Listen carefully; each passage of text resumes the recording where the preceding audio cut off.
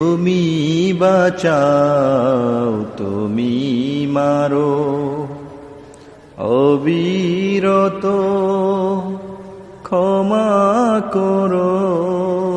তুমি বাঁচাও, তুমি মারো, অবিরত ক্ষমা করো। ধরার যে জন তাকে ধরো, ধরার যে জন তাকে ধরো। তোমার মুঠোয় সবই আল্লাহ, সুবহানাল্লাহ, আলহামদুলিল্লাহ, লা ইলাহা ইল্লাল্লাহ।